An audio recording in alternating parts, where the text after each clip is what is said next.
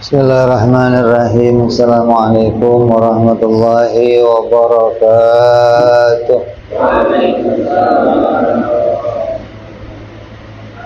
Al-Fatihah ila ruhi sayyidina wa habibina syafi'ina Rasulillah sayyidina Muhammad ibn Abdullah sallallahu alaihi wa ala alihi wa ashabihi wa azwajihi wa dhurriyyatihi أن الله يعلي رجاته بالجنة وينفعنا بأسراره وأنواره وعلومه ومفاده بركاته في الدين والدنيا والآخرة جعلنا من حزبهم يرزقنا محبتهم ويتوفنا على ملتهم ويحشرنا في زمرتهم بالعافية وسلامة ثم الفاتحة أهل الكتاب إمام أحمد بن عطاء الله ثم الشيخ شبه في صلاة بن عمر بارك الله عليه والحمد لله بالموت العطاء ثم على سيدنا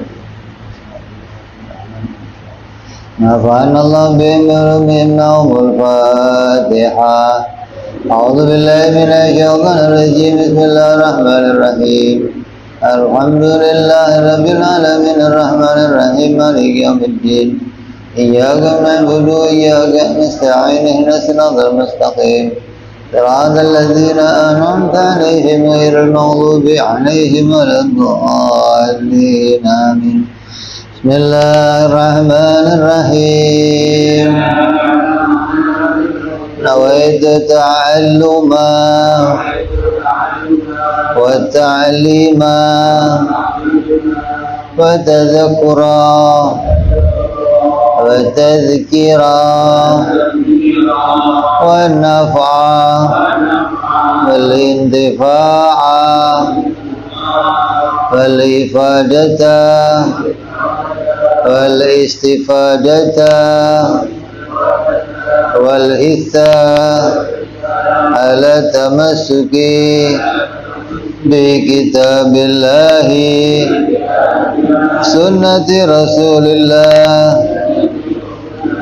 صلى الله عليه وسلم والدعاء إلى الهدى والدلالة على الخير ابتغاء مرضاته وقربه وثوابه وحسن الخاتمة مع اللطف والعافية وصلاح العاقبة. Bismillahirrahmanirrahim. Alhamdulillahirabbil alamin. Salatu wassalamu ala asyrafil anbiya'i wal mursalin Sayyidina wa habibina wa syafi'ina wa maulana Muhammadin wa ala alihi wa sahbihi ajma'in, amma ba'du. Qala musanniful kitab rahimahullah nafa'ana bihi wa bi'ulumihi fid dharain. Allahumma aftah qulubana futuhal arifin wa bihikmatika wansur alaina birahmatika ya arhamar rahimin.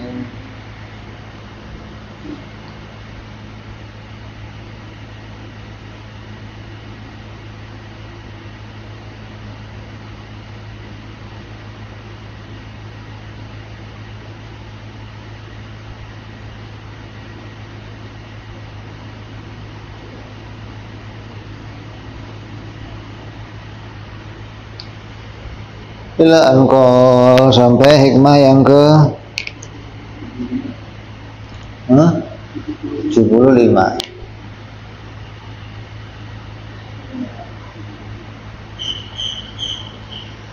Man dhanna fika lutfihi an qadarihi fadzalika bi qusuri nadharihi. Barang siapa yang mengira kelembutan Allah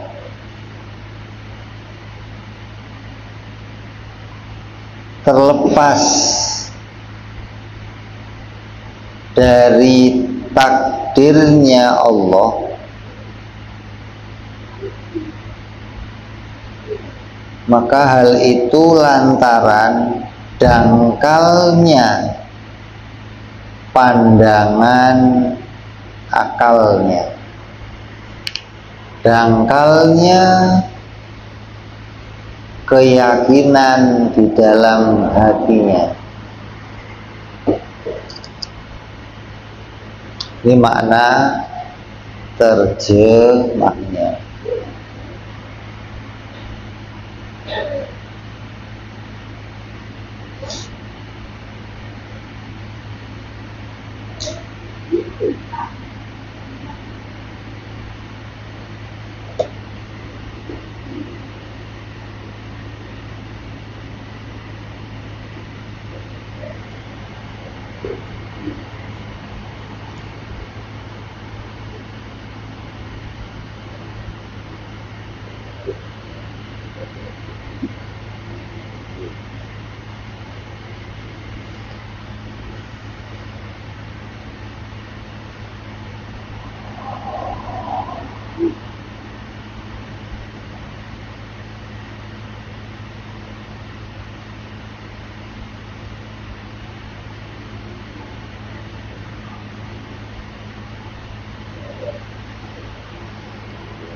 Ini masih menyambung kepada hikmah yang lalu,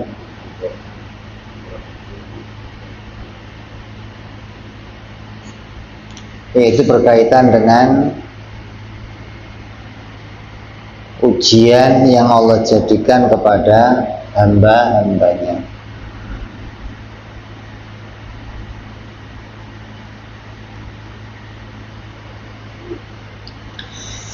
Artinya seseorang yang menyangka bahwa kasih sayangnya Allah itu hilang, perhatiannya Allah itu hilang ketika diturunkannya ujian atau cobaan, maka hal ini karena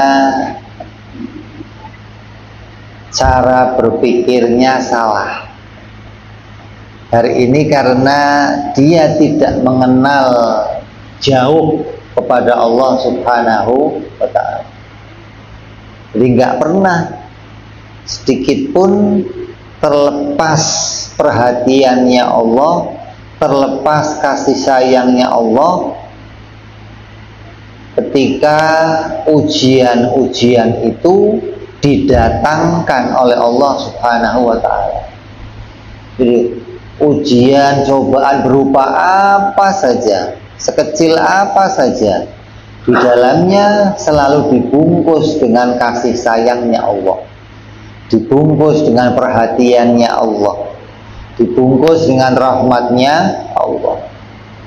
Jadi salah ada orang kok yang menyangka, wah saya dikasih ujian begini mah Allah udah gak sayang lagi dah sama saya dah.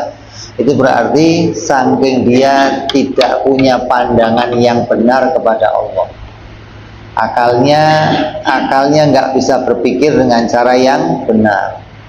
Pengenalannya kepada Allah juga nggak benar sampai dia bisa menyangka yang demikian. Nah, kayak beginilah kalau ada seorang anak tiba-tiba dicubit sama orang tuanya, itu tandanya orang tua itu nggak sayang. Kok ada anak dilarang ngelakuin sesuatu, tanda orang tuanya nggak sayang, berarti anak itu masih menurut cara berpikirnya pendek. Anak itu nggak mengenal kepada kasih sayangnya orang tua. Jadi orang tua kalau marahin anaknya, orang tua kok nyubit anaknya, orang tua kok menghalangi anaknya, itu mesti karena di dalamnya ada nilai kasih sayang dari orang tuanya. Ini orang tua pada umumnya gitu. Jangan nanti lihat orang tua yang nggak umum. Kalau yang nggak umum itu memang nggak umum gitu loh.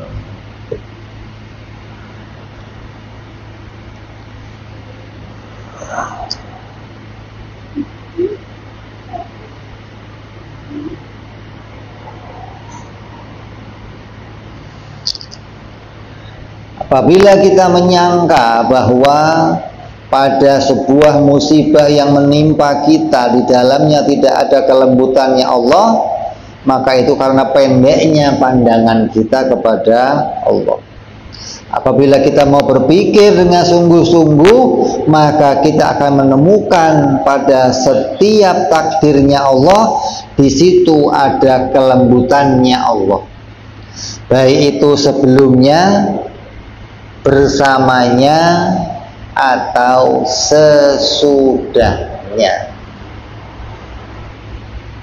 Ini gara-gara dia tidak punya pandangan yang jauh, cara mikirnya pendek, ya begitu. Anak kecil kan cara mikirnya pendek. Kalau dimarahin nggak mau dia. Kalau dia dimarahin orang tuanya nggak sayang, gitu doang, gitu loh. Kalau dicubit berarti orang tuanya nggak sayang, gitu. Itu kan cara mikirnya berarti pendek. Beda sama orang yang sudah dewasa, ketika dia dimarahin bapaknya mikir ada apa nih? Oh, berarti ada hal-hal yang nggak baik untuk saya, ada hal-hal yang perlu saya perbaiki, ada hal-hal yang perlu saya introspeksi, ada hal-hal yang perlu saya kaji lagi. Mesti begitu ketika cara mikirnya itu panjang. Tapi karena pendeknya cara pikir seseorang, maka akan terasa beratlah sebuah musibah. Dia hanya merasakan sakitnya saja tanpa bisa melihat kelembutan Allah di dalamnya. Ini loh yang berat. Coba seorang anak yang pendek cara mikirnya, ketika dicubit oleh orang tuanya, yang dia rasain cuman sakitnya. Dia nggak pernah ngerasain kasih sayangnya orang tua ada di situ. Tapi kalau dia bisa ngerasain kasih sayangnya orang tua di situ, cubitan tadi nggak akan berasa sakit, gitu loh. Dibandingkan besarnya kasih sayangnya orang tua. Sama dengan ujian Allah. Ketika kamu diuji oleh Allah dengan hal-hal yang pahit, hal-hal yang berat, tapi kamu nggak bisa memandang ada kasih sayang Allah di situ, ya tambah berat, tambah susah kamu melewatinya, gitu. Tapi ketika kamu bisa merasakan di dalamnya ada kasih sayangnya Allah, jadi ringanlah ujian seberat apapun dari Allah. Ini orang-orang orang-orang istimewa itu ketika diuji betah, dikasih sakit betah, dikasih fakir betah, dikasih pahit-pahit betah. Kenapa? Karena dia bisa melihat di dalamnya ada kasih sayang Allah. Kalau nggak bisa melihat itu, pengennya mentah saja. Ya Allah, kapan hilangnya ini ya Allah? Kapan diganti sama sehat ya Allah? Kapan ya Allah? Udah capek melarat mulu ya Allah. Ya Allah, kapan ya Allah? Kenapa? Karena dia nggak melihat adanya kasih sayang Allah di dalam setiap ujian yang Allah berikan.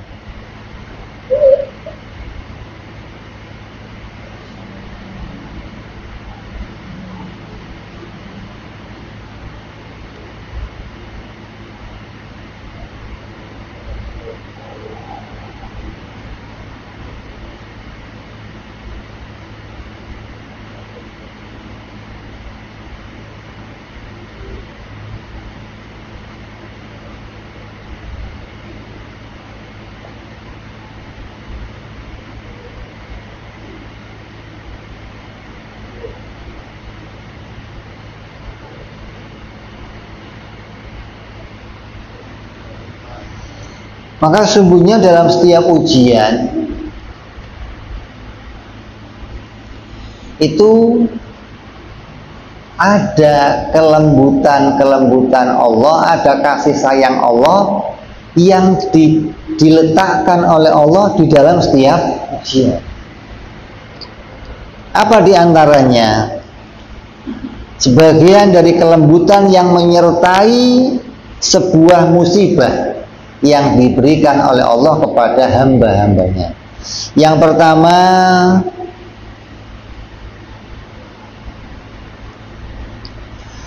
bahwa si hamba bisa menjadi orang yang mau mendekat kepada Allah,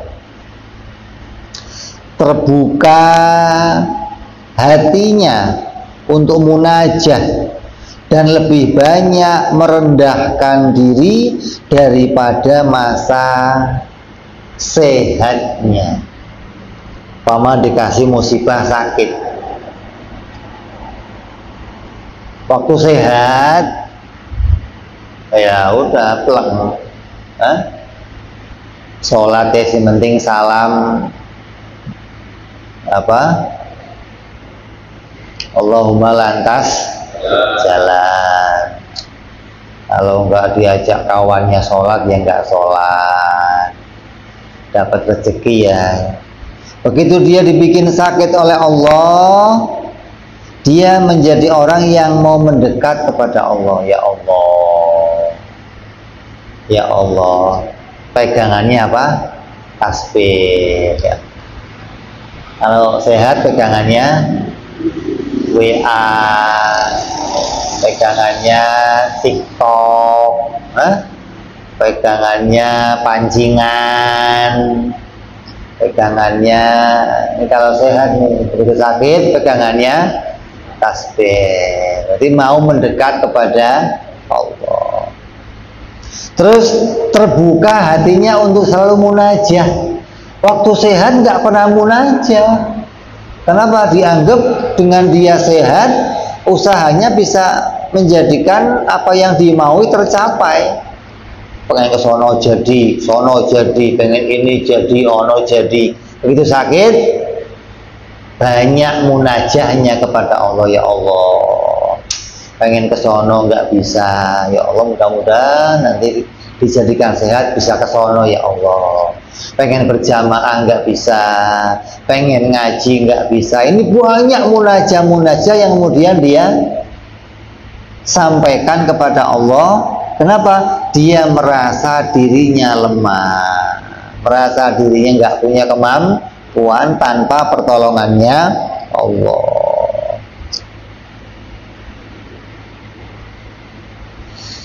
Terus lebih banyak merendahkan diri dibandingkan masa sehatnya. Aku sehat, caranya begini.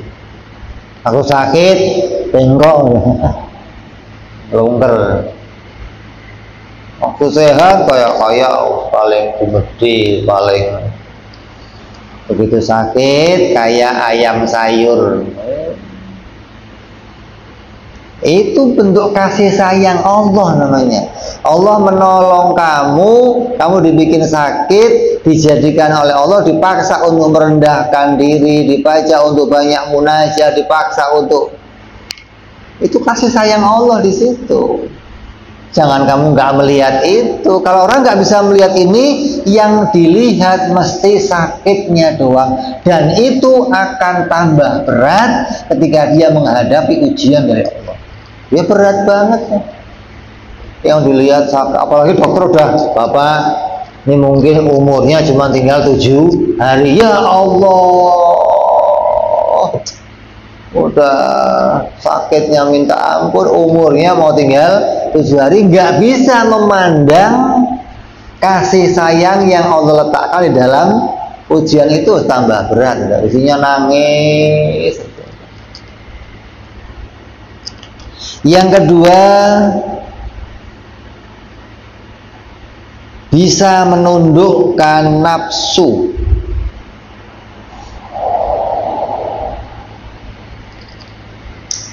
Sakit, fakir, itu bisa menundukkan nafsu. Yang waktu sehat nafsunya liar, pinginnya macam-macam, asal udah jam 8 malam mandi, jam tangan, minyak wangi, diskotik.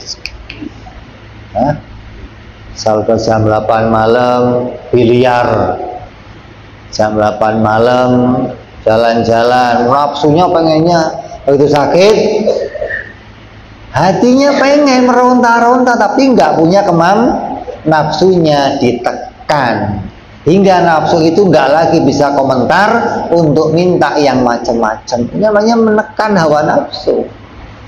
Ketika fakir, ketika kaya, beli ini, beli itu. Begitu fakir, hilang. Nafsunya ditekan. Ini ujian Allah, hikmahnya luar biasa gitu loh. Allah meletakkan kasih sayang di dalamnya, sama kayak apa namanya, seorang anak yang kerjaannya lari-lari, maunya main aja. Begitu semua orang tua disikap keras,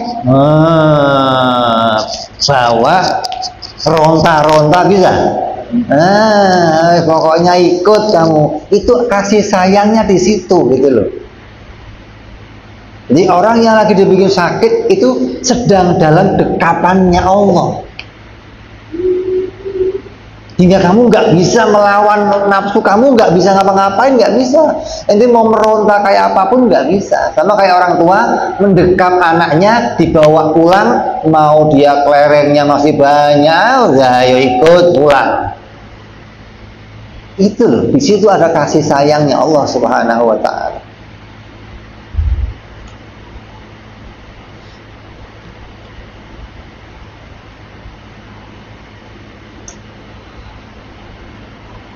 Terus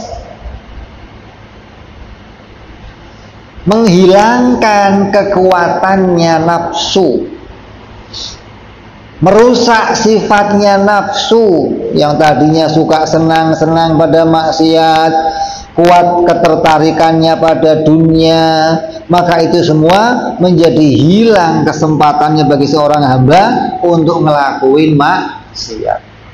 Ketika udah disikap sama orang tuanya, dibawa pulang, pikirannya pengen main, hilang semua, udah nyerah udah. Kenapa? Udah nggak bisa berkutik gitu loh. Nah, ketidakberkutikan itu pertolongannya Allah. Kamu dipaksa untuk nggak lagi jadi orang yang liar, yang nggak terkendali, yang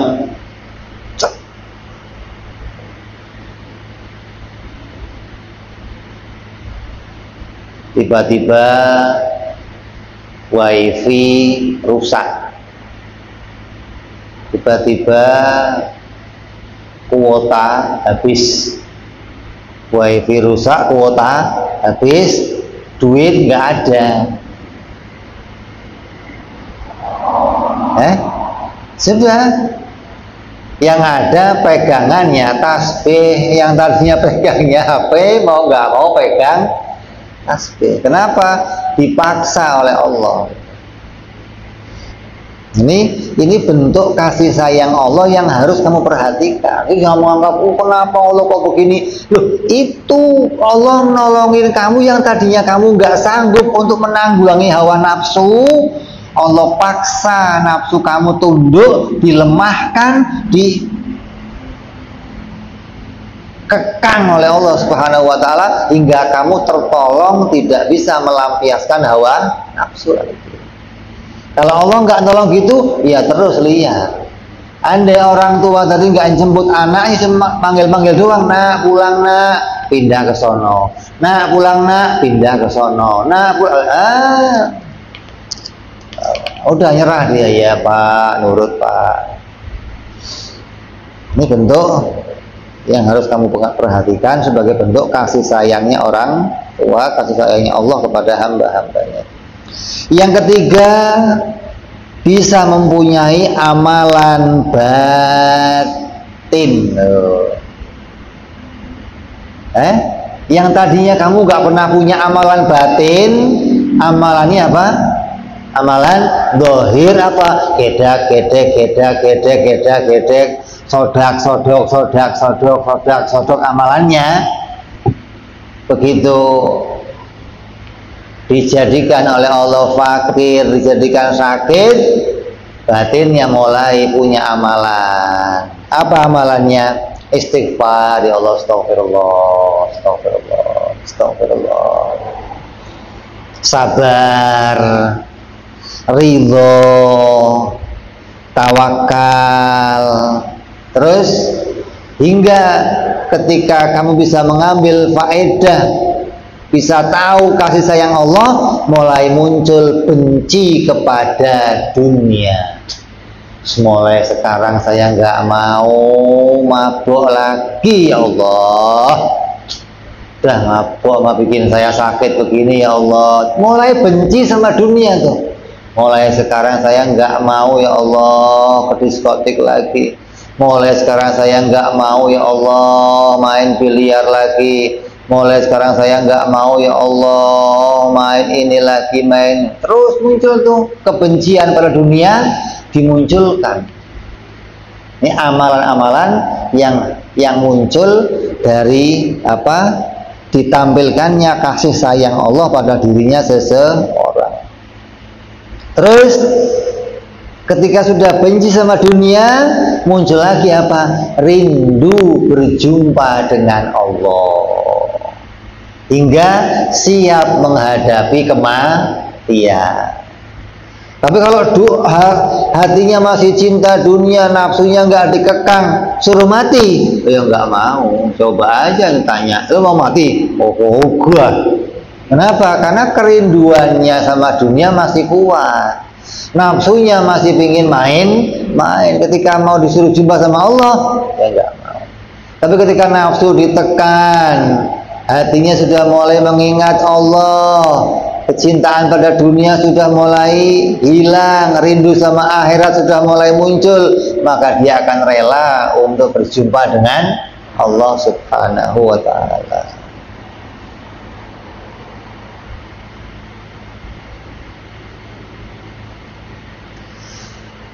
Diceritakan bahwa sesungguhnya sebiji gandum ini seberapa sih? Zarrah itu kecil, sebiji gandum itu. Dari amalan batin itu lebih utama dari segunung amalan zahir.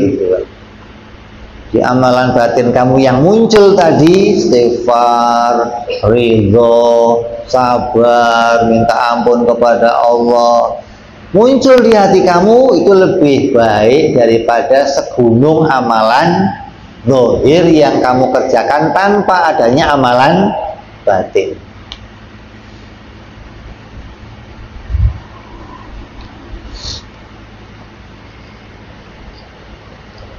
Nabi SAW bersabda, ketika seorang hamba dikasihi oleh Allah, maka Allah akan memberikan musibah kepadanya. Dan apabila si hamba bersabar, maka Allah benar-benar menjadikan kekasihnya. Dan apabila si hamba itu ridho, maka Allah akan menjadikan dia menjadi hamba yang dikasihinya. Kalau si hamba itu sabar, Allah akan jadikan dia menjadi orang yang dicintai oleh Allah. Kalau si hamba itu ridho, Allah akan jadikan sebagai kekasihnya. Allah akan selalu menjadikan dia sebagai pendampingnya. Nabi SAW bersabda, aku melihat timbangan turun dari langit, lalu diletakkan. Aku di satu timbangan, dan diletakkan seluruh umatku di timbangan yang lain, maka timbanganku unggul. Wong Nabi ditimbang, Nabi ditimbang bersama seluruh umatnya. Ditimbangannya seperti isi Nabi yang satu semua umatnya, maka timbangan Nabi yang lebih unggul, umatnya terangkat.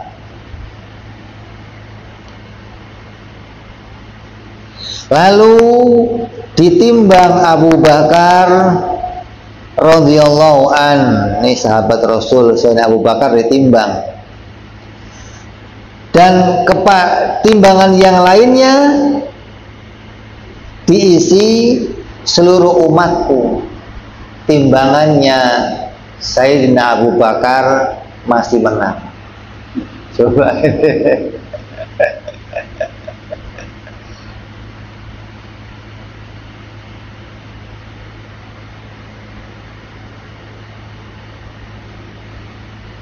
Tidak akan bisa kalian mengungguli amalannya Abu Bakar karena ada sesuatu yang tersimpan di dalam hatinya. Ini hadis Nabi.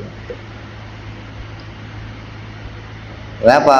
Begitu besarnya pahala amalan hati dibandingkan pahala amalan zahir. Jadi amal zahirnya kayak biasa-biasa aja. Begitu amal batinnya itu muncul apa? Ridho, sabar, ikhlas. Ini amal batin mengalahkan amal-amal zahir yang banyak. Kemudian yang keempat di antara faedahnya apa? Akan menjadikan si hamba itu bisa mudah mengingat pada kematian. Coba kalau tadinya orang kaya raya dijadikan fakir,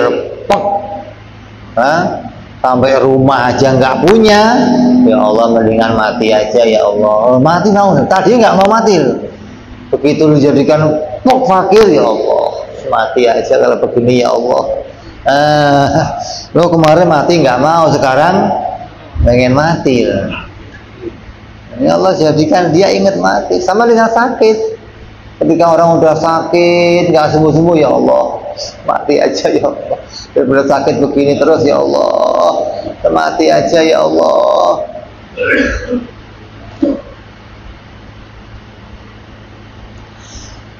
Nabi SAW ditanya oleh Sayyidah Aisyah radhiyallahu taala anha, adakah di hari kiamat itu orang yang masuk kelompoknya para syuhada padahal dia bukan seorang syuhada?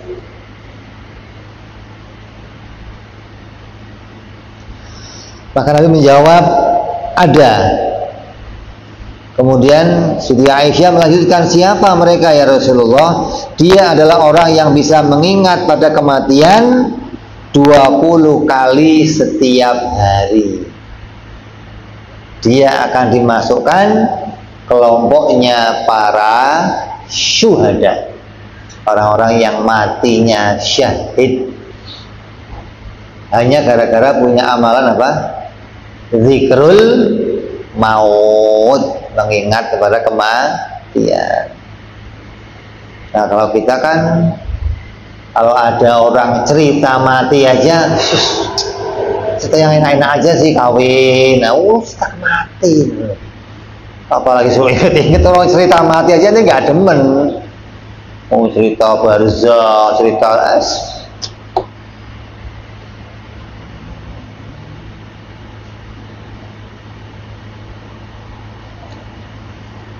Nabi SAW bersabda lagi, di surga ada suatu tempat yang tidak bisa diperoleh dengan amalan apapun. Tempat ini tergantung, gantung. Lalu sahabat bertanya, wahai Rasulullah, bagaimana mereka bisa masuk? Apakah dengan terbang seperti burung? Kata Nabi, ya, dia akan terbang seperti burung untuk masuk ke tempat itu. Lalu sahabat nanya, tempat itu untuk siapa ya Rasulullah? Untuk orang yang di dunia selalu mendapatkan musibah dan ujian. Jadi akan diberi tempat oleh Allah yang tempatnya itu gantung, yang nanti semua orang bisa melihat tempat itu tinggi. Kamu yang dulu kawannya ngomong, ya Allah itu kan kawan saya, main bareng sama saya, kok bisa tempatnya tinggi? Kenapa? Karena dia orang yang sabar nerima ujian, ridho nerima ujian, nggak ngeromet ketika nerima ujian, nggak ngedumel. Maka Allah naikkan derajatnya pada derajat yang tinggi nanti di akhirat.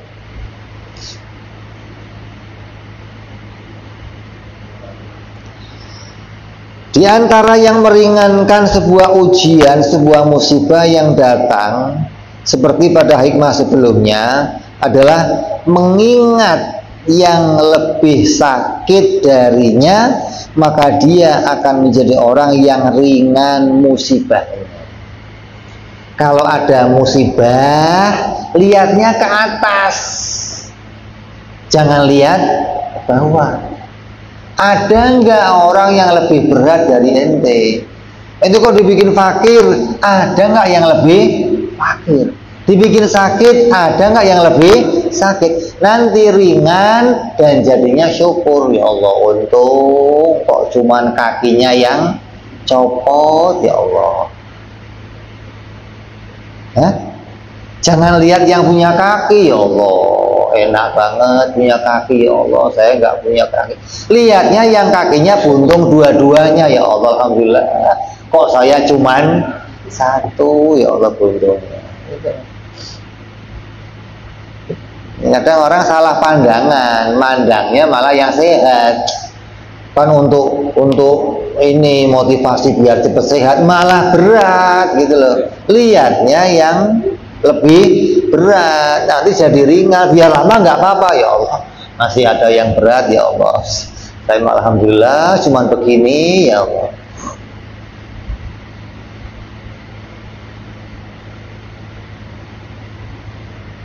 Seperti mengingat musibah yang Allah jadikan kepada siapa? Nabi Allah Nuh alaihissalam, Nabi Allah Ayub alaihissalam. Berapa puluh tahun diberikan ujian oleh Allah, berapa tahun diuji oleh Allah. Sebagaimana ujian yang diberikan Allah kepada Nabi Ayub, pada Nabi Soleh, padahal beliau adalah seorang nabi yang dicintai oleh Allah Subhanahu wa taala, di antara nabi-nabi yang penuh kesabaran, nabi yang penuh kemuliaan, tapi diuji oleh Allah hingga bertahun-tahun di dalam ujian tersebut. Apa yang diujikan Allah kepada Nabi Allah Ayub? Yang pertama, Allah menguji Nabi Ayub, seluruh kebunnya terbakar. Kebun gandum, kebun semua hangus.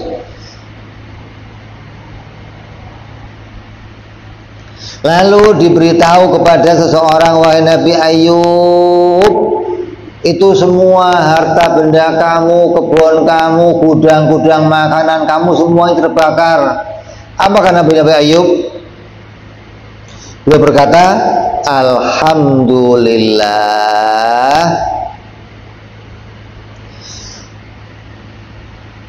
dia yang memberinya dan dia yang mengambil. Inna lillahi wa inna ilaihi raji'un. Enteng lah. Kalau ente lillahi menangis ya. Berat. Inna lillahi, jangan dulu ya Allah. Inna lillahi wa inna ilaihi raji'un. Kemudian diuji lagi, udah begitu kebunnya, gudang-gudang makanannya habis, kemudian ternaknya mati semua. Nabi Ayub itu ternaknya kayak Nabi Ibrahim, ribuan, mati semua. Diuji lagi, rumah tempat tinggalnya dan seluruh anaknya runtuh, mati semua anaknya.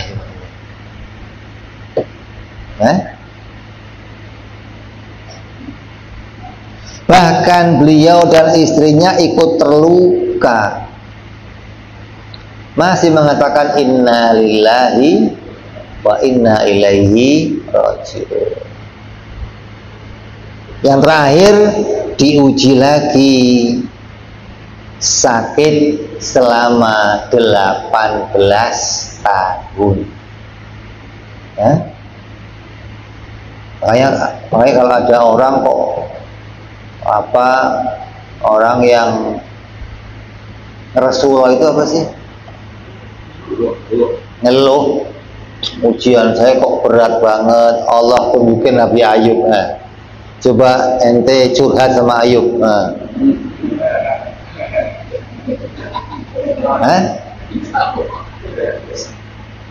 Berapa tahun bro sakitnya bro?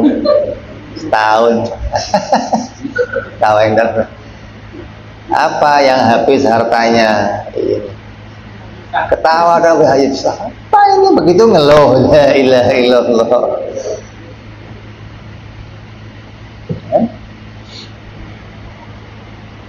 Mbak Ayub punya 3 macam ujian. Hartanya, bendanya habis, anaknya mati, dirinya sakit 18 tahun.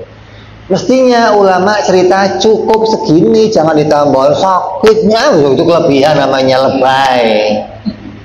Itu namanya lebay gitu. Udah cukup sakit 18, udah berat, nggak usah dilebay-lebayin lagi. Sakitnya begini, itu lebay namanya.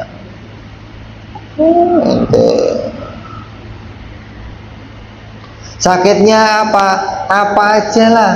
Ente flu 18 tahun, ya Allah.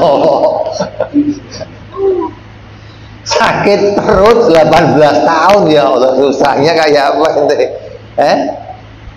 Insya Allah. Nabi Shallallahu Alaihi Wasallam beliau bersabda, ya Ali, siapa orangnya yang membaca 21 hari Allahumma barik li fil mauti wa fima ba'dal maut, maka tidak akan dihisap oleh Allah segala nikmat dunia yang telah diberikan kepadanya.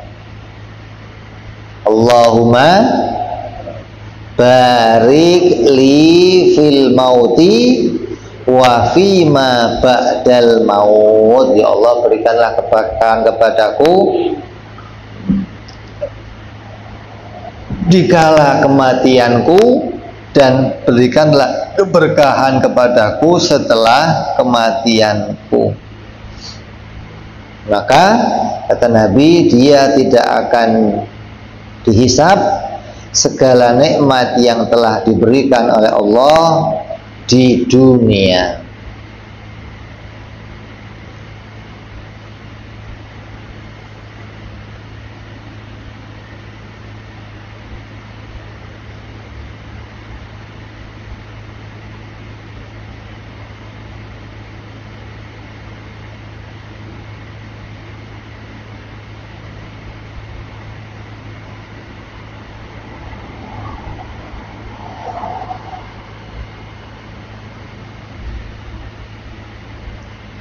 Berkata Imam Al-Qurtubi dalam kitabnya At-Tazkirah, siapa orangnya yang memperbanyak mengingat mati, maka akan dimuliakan oleh Allah pada 3 perkara.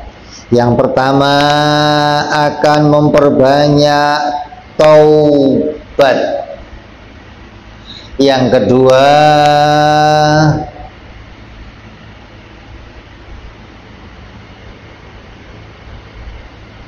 nafsunya akan menerima pembagian dari Allah.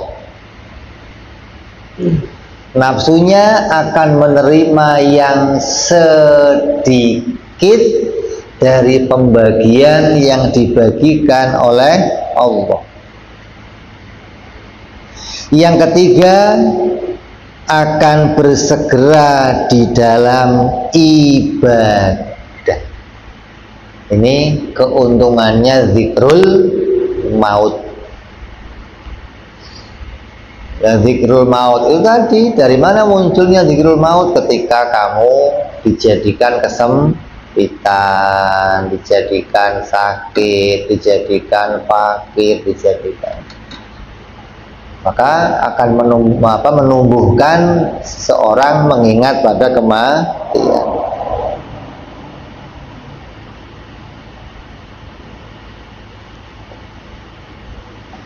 Dan orang yang lupa mengingat mati, maka akan diganjar oleh Allah pada 3 perkara.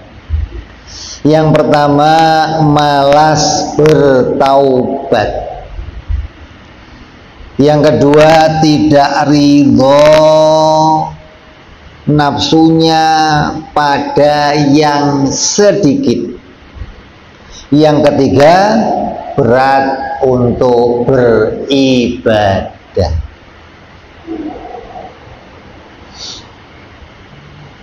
Ini diantara apa? Banyaknya hal-hal yang Allah jadikan bagi orang-orang yang mendapatkan ujian dari Allah Subhanahu wa Ta'ala, itu banyak kebaikan-kebahagiaan yang ada di dalamnya.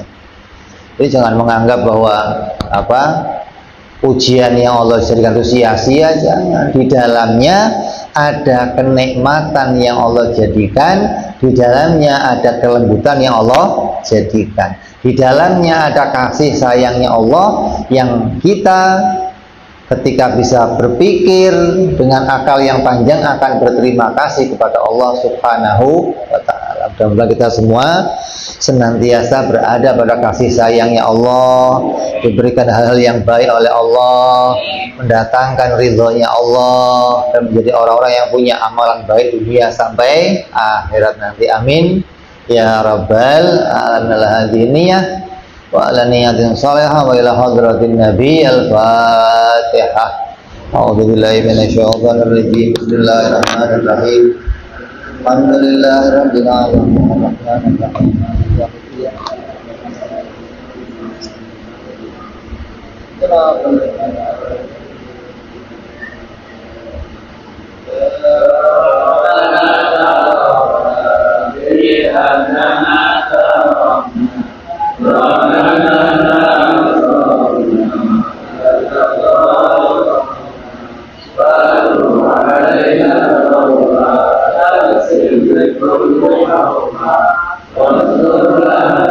Wa